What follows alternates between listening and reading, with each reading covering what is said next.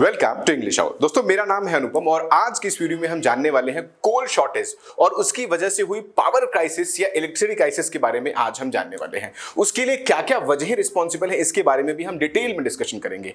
क्या Covid responsible है या इंटरनेशनल मार्केट में बढ़े हुए कोयले के दाम रिस्पॉन्सिबल है या जो बैड वेदर है उसके लिए ये रिस्पॉन्सिबल है। इन सब के बारे में हम डिटेल में चर्चा करेंगे। तो चलिए स्टार्ट करते हैं। सबसे पहले हम ये जानते हैं कि कोयले के टाइप्स कितने होते हैं, किस किस तरह का कोयला होता है और किस तरह से उसका इस्तेमाल किया जाता है। मेनली जो कोल होता है वो 4 टाइप्स का होता है, 4 तरह का कोल होता है। एक एंथ्रेसाइट है, एक बिटुमिनस है, सब बिटुमिनस है और लिग्नाइट है। इंडिया में कहां कहां वो पाया जाता है इसके बारे में जानते हैं। रानीगंज बड़ा फेमस है जहां पर ये कोयला मिलता है। झरिया हो गया, धनबाद हो गया, बोकारो हो गया और झारखंड के अलावा अलग अलग जगह हैं और भी है जहां मिलता है। ये सब हम डिस्कशन करेंगे इसमें। और आप देखो कि इंडिया जो है वो सेकंड लार्जेस्ट इंपोर्टर है कोयले का और इसके अलावा सेकंड दुनिया का दूसरा सबसे बड़ा देश है जो कोयला प्रोड्यूस करता है मार्केट में। साथ ही सेकंड लार्जेस्ट इंपोर्टर भी है कोयले का, क्योंकि इंडिया में जो पावर जनरेशन होता है उसका 70% पावर जनरेशन कोयले से होता है और पूरी दुनिया में 38% जो पावर जनरेशन होता है वो भी कोयले से होता है। सो कोयला किसी भी इकोनॉमी में बहुत बहुत इंपॉर्टेंट रोल प्ले करता है। आप आगे बढ़ते हैं, देखते हैं और क्या क्या इसमें इंपॉर्टेंट पॉइंट है। इसके अलावा आप ये देख सकते हो कि ये लोकेशंस कहां पर है। ये मेनली ये आप जो ईस्ट का पार्ट देख रहे हो ये पार्ट हो गया आपका, और ये साउथ ईस्ट का पार्ट हो गया। ये एरिया मेजरली रिस्पॉन्सिबल है कोयले की प्रोडक्शन के लिए, आप देख सकते हो। और अभी हम और आपको दिखाएंगे कि कैसे कैसे कोयले का जनरेशन होता है। देखिए, आप बहुत ध्यान से देखिए, ये रहा एरिया जहां कोयले का प्रोडक्शन बहुत ज्यादा है। आप इस एरिया में देख सकते हो जहां पे झारखंड उड़ीसा वाला एरिया है जहां पर कोयला बहुत ज्यादा प्रोड्यूस किया जाता है। ये एरिया यानी ईस्ट वाला एरिया हो गया। कुछ एरिया जम्मू का भी होता है जो कोयला प्रोड्यूस करता है। फिर ये एरिया आपका कुछ गुजरात और राजस्थान वाला एरिया भी है। कुछ यहाँ भी एरिया जो लिग्नाइट पाया जाता है, यानी ये अलग अलग डिवीजन है कोयले का जहां की ये पाया जाता है। और देखते हैं हम देखते हैं जो कोयले के टाइप्स हैं उनकी क्या क्या क्वालिटीज हैं इसके बारे में जानते हैं। सबसे पहले एंथ्रेसाइट के बारे में जानते हैं कि एंथ्रेसाइट क्या है। ये एक हाई रैंक कोल माना जाता है, यानी बहुत बढ़िया कोल माना जाता है, लेकिन इसकी जो अवेलेबिलिटी है बहुत कम है अवेलेबिलिटी इसकी। एंथ्रेसाइट एक शाइनी ब्लैक हार्ड ब्रिटल और इसका हाईएस्ट फिक्स्ड कार्बन कंटेंट है। यानी अगर इस कोयले की बात करें तो कार्बन कंटेंट बहुत ज्यादा है। कार्बन कंटेंट का मतलब ये जब ये जलेगा तो एनर्जी के साथ साथ जो कार्बन का कंटेंट है ये बहुत ज्यादा देगा। देखते हैं, कार्बन कंटेंट इसका 92 to 98 है, यानी सेम अमाउंट पर अगर इसको जलाया, यानी 1 किलो अगर कोयला जलाया जाता है तो लगभग 26 to 33 मिलियन जूल पर केजी आपको एनर्जी मिलती है। तो उसके साथ साथ उसी के रिलेशन में ये कार्बन भी बहुत ज्यादा इमिट करता है। कलर इसका सब मेटेलिक लस्टर होता है, लेकिन है ये बहुत बहुत महंगा पाया जाता है इसको। Anthracite is higher quality when compare to normal coal. जब नॉर्मल कोल से इसको कंपेयर किया जाता है तो बहुत अच्छी क्वालिटी का ये माना जाता है। Moreover compare to other normal coal, anthracite is harder, produces more energy when burned, does not ignite easily, impurities are less and has higher carbon percentage। इसका कार्बन परसेंटेज हाई होता है। लेकिन इसके साथ एक और बुराई है, वो है ऐश कंटेंट, जो कि मैंने अभी तक आपसे चर्चा नहीं किया कि अगर 1 किलो कोयला हम जलाते हैं तो उसका जो परसेंटेज है 12 से 20% के आसपास इसमें आपको ऐश मिलती है। इसी के साथ अब बाकी और आप देख सकते हो इसका किस तरह से इसका शेप या कलर क्या होता है, यहां देख सकते हो। और बाकी कोयले की बात करते हैं। अब हम बात करते हैं बिटुमिनस कोल की, जो कि इन चारों टाइप के कोयले में आसानी से मिलता है और मेजरली रिस्पॉन्सिबल है ये पावर जनरेशन के लिए। Its quality is ranked higher than lignite and subbituminous coal के बीच में, सेकंड रैंक पर आप इसको कह सकते हो। अगर इसके कार्बन कंटेंट की बात करें तो 60 to 80% है, इसलिए थोड़ा एनवायरमेंट फ्रेंडली है ये। ऐश कंटेंट इसका कम है एज कंपेयर टू इसकी पिछली वाली बात करें, एंथ्रेसाइट की बात करें। और जो हीट कंटेंट है वो 24 से 35 है इसका, जो कि लगभग इक्विवेलेंट है उस केस में। कलरेशन इसका ब्लैक और कार्बन ब्राउन है। सो बिटुमिनस कोल इज सॉफ्ट कोल है ये, और एक इंटरमीडिएट रैंक किया जाता है, यानी दोनों के बीच में रैंक किया जाता है। इसीलिए हम इसको इंटरमीडिएट बोलते हैं कि ये सब बिटुमिनस और लिग्नाइट के बीच में कहा जाता है, और सेकंड रैंक आप इसको दे सकते हैं। थर्ड कोल की तरफ जाते हैं, सब बिटुमिनस कोल है, इसको ब्लैक इग्नाइट भी कहते हैं। क्या क्या है इसकी मेजर क्वालिटीज, क्या क्या है? सब बिटुमिनस कोल लगभग 42 से 52% कार्बन कंटेन करता है, जो कि काफी कम है और ऐश फ्री होता है। लेकिन इसके साथ साथ इसकी जो ड्रॉबैक क्या है, आप जब इसके जूल की बात करेंगे, पावर जनरेशन की बात करेंगे, तो 90 to 26 mega joules per kilogram ही ये प्रोड्यूस करेगा। आप देख सकते हो कार्बन कंटेंट इसका 60 to 80% हो गया, ऐश कंटेंट 6 to 12 हो गया, लेकिन हीट कंटेंट जो मेगा जूल में है उसका 24 से 35% के आसपास इसका जो होता है हीट कंटेंट होगा। अब इसमें आता है लिग्नाइट, जो कि इस लीग में फोर्थ रैंक पे होता है और पुअर रैंक इसका माना जाता है। It has carbon content 25 to 35%, यानी कार्बन कंटेंट इसका कम है, लेकिन considerable the lowest rank of coal due to its relatively low heat content, यानी अगर कार्बन कंटेंट कम है इसका तो जो हीट कंटेंट है वो भी बहुत कम है इसका। Lignite is mined all around the world and is used almost exclusively as fuel for stream electric power generation, यानी एक्सक्लूसिवली इस्तेमाल किया जाता है ये पावर स्ट्रीम जनरेशन के लिए, लेकिन इसकी रैंकिंग जो है वो फोर्थ रैंक पे ये आता है। Combustion of ignite produces less heat for the amount of carbon dioxide and sulphur, यानी अगर आप 1 किलोग्राम ये जलाते हैं आपका लिग्नाइट तो उससे जो कार्बन डाइऑक्साइड और जो सल्फर निकलता है वो ज्यादा होता है एज कंपेयर टू हीट, यही वो कहना चाह रहे हैं। इसलिए बहुत उपयोगी नहीं है, लेकिन चूंकि मिलता जाता है इसलिए इसका इस्तेमाल ज्यादा किया जाता है। अब lignite contains about 60 to 70% carbon, यानी 60 to 70% कार्बन होता है और ऐश फ्री होता है, यानी ऐश इसमें बहुत कम निकलता है and has a calorific value near 17 megajoule per kilogram, नहीं 17 मेगाजूल निकलता है ये per kilogram. It has been estimated that nearly half of the world's total proven coal reserves are made up of lignite and bituminous coal, यानी अगर हम पूरे दुनिया के 100% कोल को डिवाइड करें तो 50% कोल अकेले आपका मिल सकता है, इसमें आपका हो गया बिटुमिनस और लिग्नाइट कोल मिलेगा इसमें। जो इन चारों टाइप के कार्बन की हमने बात की हुई है, इनके रेंजेस की carbon content, ash content, heat content और जो कलरेशन है वो अलग अलग वेबसाइट से ली गई है, तो उनके रेंज में भी आपको डिफरेंस दिखाई दे सकता है, लेकिन आप उसका एवरेज एक लगा सकते हो कि क्या उसका एवरेज अंदाजा है। अब आगे बढ़ते हैं और कुछ और इंपॉर्टेंट चीजों के बारे में हम बात करते हैं, किस किस टाइप के कोल इंडिया में कहां कहां पाए जाते हैं। जैसा कि मैंने बताया था आपको कि हम इसके बारे में डिस्कशन करेंगे। सबसे पहले हम एंथ्रासाइट की बात करेंगे, हाईएस्ट ग्रेड ऑफ जो कोल होता है containing high percentage of fixed carbon.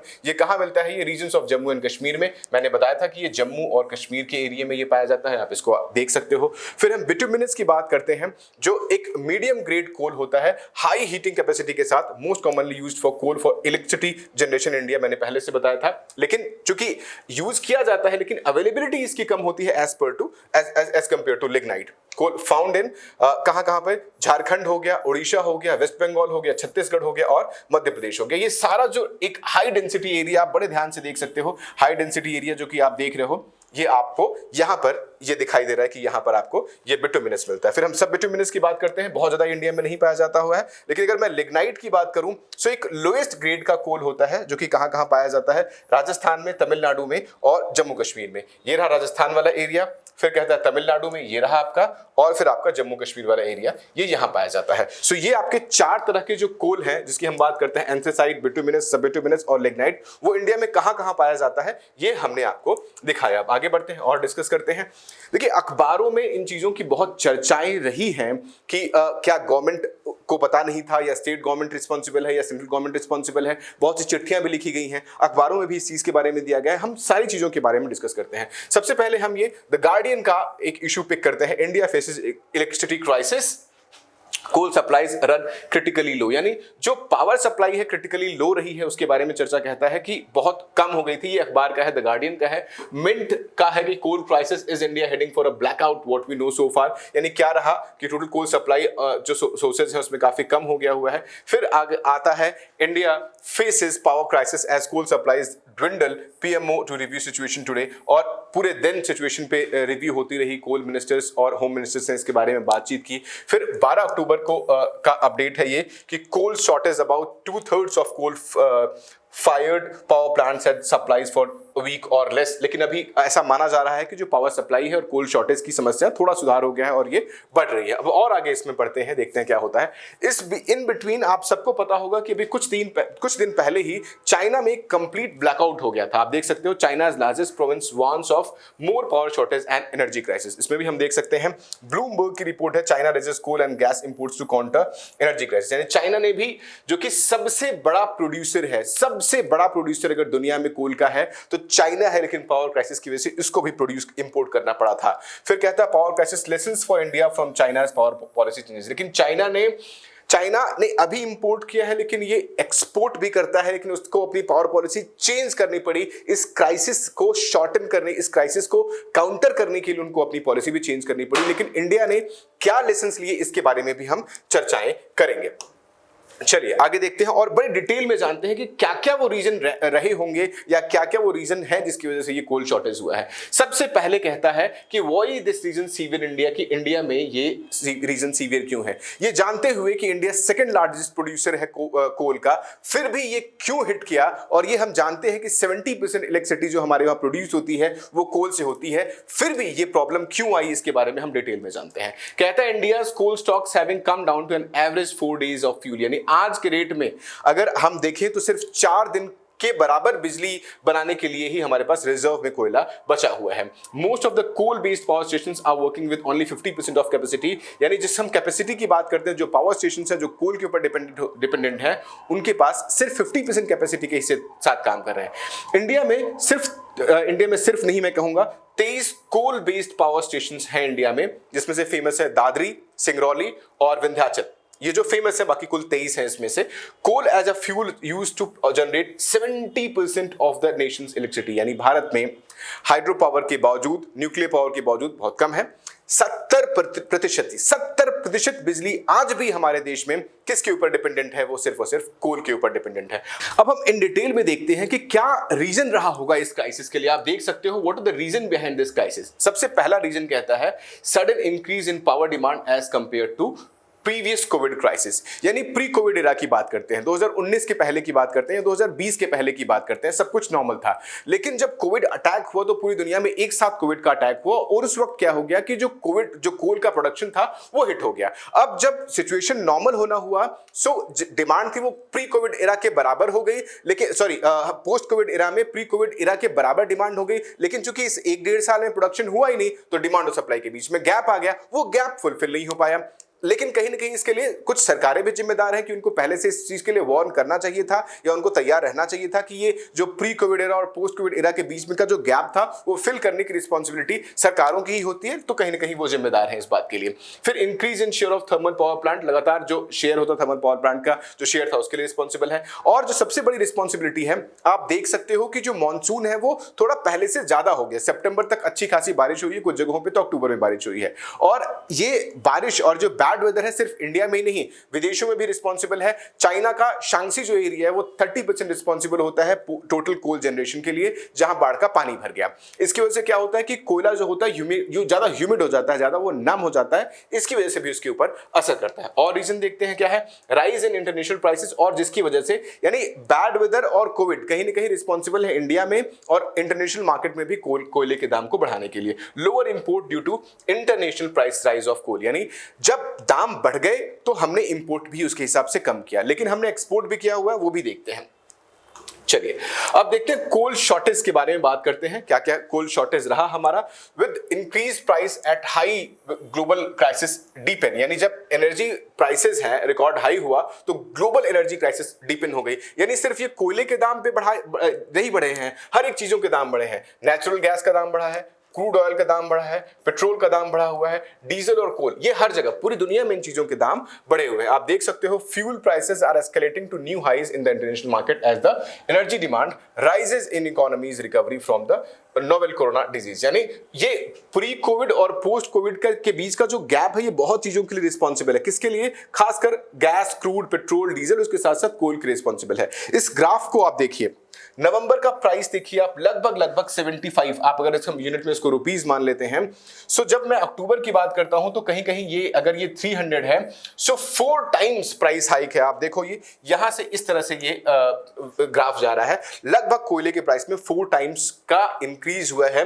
ये बहुत ज्यादा रिस्पॉन्सिबल है इस पावर क्राइसिस के लिए। और देखते हैं इसमें क्या रीजन है। आप मैंने जैसा कि बताया कि another reason is the floods in China Shanxi province that produces 30% of the country's coal, यानी चाइना के एक सिंगल डिस्ट्रिक्ट में जो कि पूरे देश के 30% कोल के रिस्पॉन्सिबल है, वहां क्या हो गया, is the world's largest coal producer and consumer हो गया। फ्लड, बाढ़ उसके लिए रिस्पॉन्सिबल है। जैसा कि मैंने 3 रीजन बताए हैं इसके लिए, एक बैड वेदर हो गया और इंटरनेशनल मार्केट में इसके दाम बढ़ना हो गया, और खुद हम तैयार नहीं थे या इंडिया में बैड वेदर रिस्पॉन्सिबल है। तो ये 2 या 3 रीजन है जो मेजरली इसके लिए रिस्पॉन्सिबल है। हमारे जो यूनियन मिनिस्टर है, कोल मिनिस्टर प्रहलाद जोशी ने 13 अक्टूबर को इस बात के लिए बोला कि बैड वेदर को इसके लिए ब्लेम किया, current shortage of coal. The south west monsoon has had a delayed withdrawal this year and September was extremely rainy. मैंने बताया था आपको कि एक्सटेंड हो गया है मॉनसून और कहीं कहीं तो अक्टूबर में ही बारिश हुई है। आप देखो इनका ट्वीट, या इसमें क्लियरली उन्होंने लिखा हुआ है कि लगभग जो दाम है वो 60 पर टन से 190 पर टन हो गए। Subsequently imported coal power plants are either shut for 15 to 20 days और प्रोड्यूसिंग वेरी लेस। ये इसके लिए रिस्पॉन्सिबल है। फिर हमारे सेंट्रल गवर्नमेंट ने लिखा हुआ, centre road to states in Feb to stockpile coal, यानी सेंटर ने पहले ही स्टेट से बोला था कि कोल शॉर्टेज होने वाला है इसलिए आप उसको पाइल कर लो, उसको इकट्ठा कर लो, लेकिन शायद स्टेट गवर्नमेंट ने नहीं किया, या किसकी गलती है इसके ऊपर तो हम नहीं जाएंगे, लेकिन जो फैक्ट्स है वो बता रहा हूं मैं आपको। इसके अलावा इस सिचुएशन को जानते हुए कि हम सेकेंड लार्जेस्ट प्रोड्यूसर हैं, या 70% बिजली इंडिया में जो प्रोड्यूस होती है वो कोयले से होती है। 8 लाख टन, बहुत बड़ा अमाउंट है, 8 लाख टन कोयला हम अपने नेबरिंग कंट्रीज को जो फिस्कल ईयर 2021 में उसमें हमने इंपोर्ट किया था, और मेजरली हमने किया हुआ नेपाल को, जिसका 77.2% हम अकेले नेपाल को करते हैं और 13% हम बांग्लादेश को करते हैं, और यही नहीं हम इंपोर्ट भी करते हैं, उसके बारे में भी हम देखेंगे। और कंट्री ने लगभग 12.51 मीट्रिक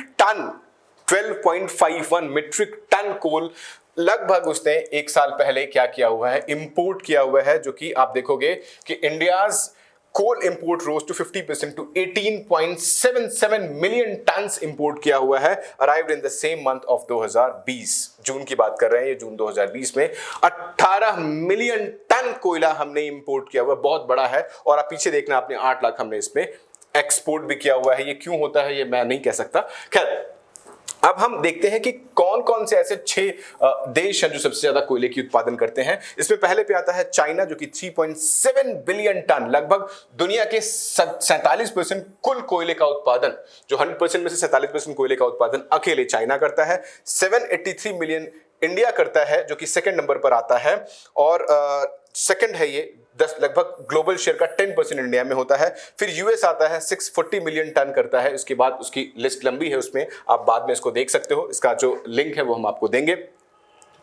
फिर अब देखते हैं कि इसका इंपैक्ट कहां कहां हुआ, जो हम जब इस पावर क्राइसिस की बात करते हैं, इसका इकोनॉमी पे, क्योंकि मेजर जो इंडस्ट्रीज होते हैं वो पावर ड्रिवन होते हैं, तो उसका कहां कहां असर आया।